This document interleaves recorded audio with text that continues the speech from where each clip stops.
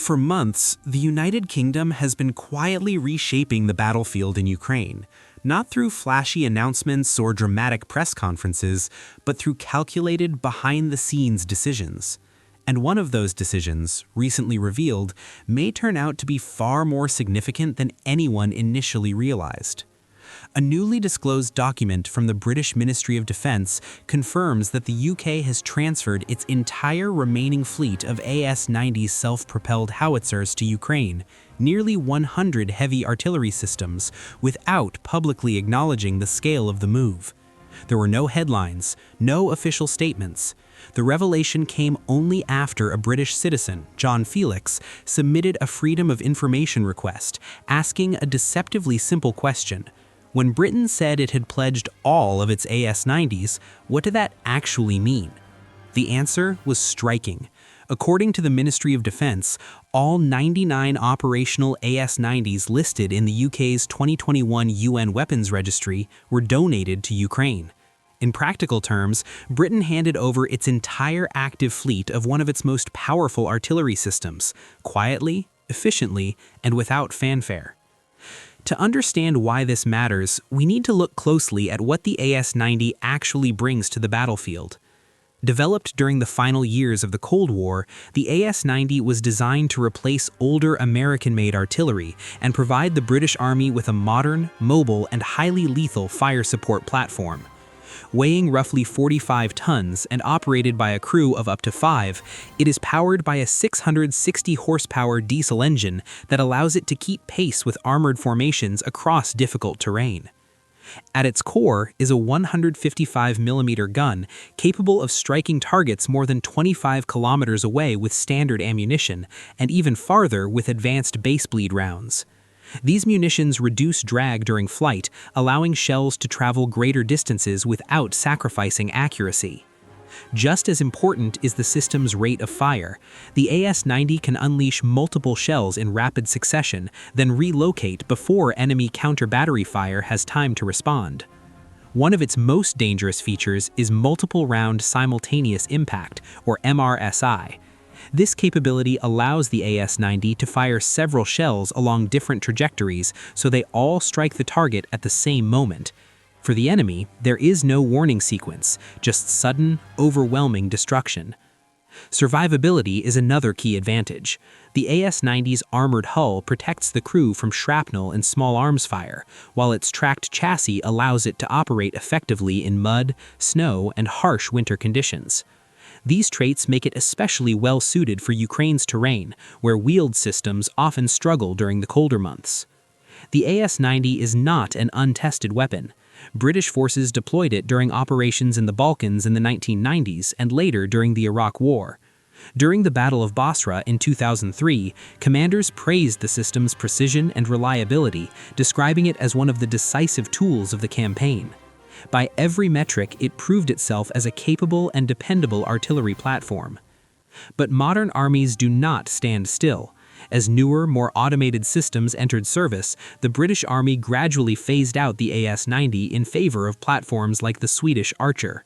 That left Britain with dozens of surplus howitzers, still powerful, still functional, but no longer central to its own doctrine. With Russia's invasion of Ukraine, those systems suddenly had a new purpose. Britain initially sent a limited number of AS-90s to Ukraine in 2023. What happened to the rest remained unclear. Some analysts speculated they were being scrapped or placed in storage. Others suspected additional transfers were happening quietly. Thanks to the FOIA request, the truth is now clear. Every operational AS-90 was sent to Kyiv. In addition, dozens of non-operational units were also transferred. While these howitzers were no longer combat-ready, they still hold enormous value. Ukraine can either restore some of them or use them as a steady source of spare parts, a critical advantage in a war where maintenance often determines whether a weapon stays in the fight or is abandoned. The result is a major boost to Ukraine's artillery forces.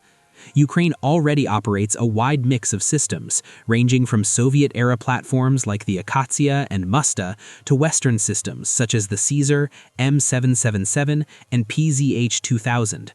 The AS-90 adds another layer, combining durability, speed, and NATO standard compatibility in a way few systems can match. Compared to some Russian systems, the AS-90 moves faster, survives harsher conditions better, and transitions between firing and relocation more quickly. That speed is crucial. In modern artillery warfare, survival often depends on how fast a gun can fire and move before enemy drones or counter-battery radars react. This highlights a growing contrast between Ukrainian and Russian artillery doctrine. Russia still relies heavily on massed fire and sheer volume, saturating areas with shells in the hope of wearing down defenses. Ukraine, by contrast, increasingly emphasizes precision, mobility, and intelligent deployment. With systems like the AS-90, Ukrainian units can strike high-value targets, command posts, fortifications, troop concentrations, and then relocate before Russian forces can respond. And the AS-90s are just one part of a much broader picture. The same FOIA documents confirmed that the UK has also delivered all pledged M109 self-propelled Howitzers, L-119 light guns, and over 160 tracked reconnaissance vehicles to Ukraine. Each system fills a specific role, from indirect fire support to mobility, logistics, and battlefield recovery. Britain's support extends even further. Reports indicate that the UK has continued supplying Storm Shadow long-range cruise missiles, weapons Ukraine has already used to devastating effect. With their long-range, terrain-following flight and precision guidance, these missiles allow Ukraine to strike deep behind enemy lines, hitting ammunition depots, logistics hubs, and command centers far from the front. What makes this especially notable is that all of this support comes from just one ally. Ukraine is backed by a broad international coalition, while Russia depends on a far smaller and more fragile network of partners. Britain's decision to quietly transfer nearly 100 AS-90s underscores a deeper strategic reality. Some of Ukraine's allies are not just supplying weapons, they are actively helping Ukraine modernize under fire. This war will not be decided by a single system, but platforms like the AS-90 accelerate Ukraine's transformation into a faster, more flexible, and more NATO-compatible fighting force, while exposing the growing limitations of Russia's aging artillery doctrine. Sometimes, the most decisive moves in war are not the loudest ones. They are the ones revealed later, buried in documents, long after the damage has already been done.